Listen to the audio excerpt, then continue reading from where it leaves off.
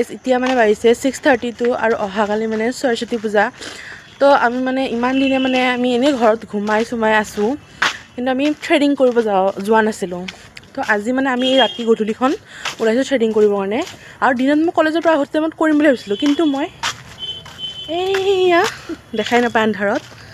ভাবিছোঁ তাইও কৰিব, মানে মাহী তাইও কৰিব, সেইটো কাৰণে মানে মই ৰখি গ'লোঁ। আৰু তাইও মানে ভাবিছে যে মই কৰিম, মোৰ কাৰণে মানে তাইও নকৰিলোঁ বেলেগ এখন পাৰ্লাৰত। তাৰপিছত আমাৰ দুজনৰ কাৰণে ৰখি এইফালে ক'ত গ'লে আন্ধাৰ, এয়া তাইও নকৰিল।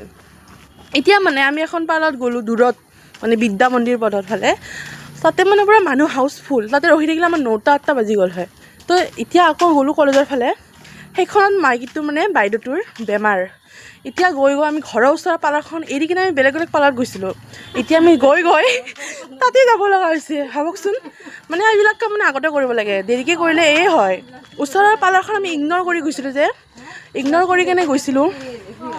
ইগন'ৰ কৰি যোৱাৰ পিছত এতিয়া আমাৰ কি হ'ল, গৈ আমি ইমান দূৰৰ পৰা খোজকাঢ়ি তাতে যাব লগা হ'ল ন। সেইকাৰণে মানুহক মানে যি বস্তু হওক ইগন'ৰ কৰিব নালাগে।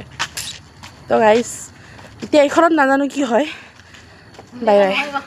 একেবাৰে থ্ৰেডিং কৰি কালি একদম ভিডিঅ' বনাম। Bye bye.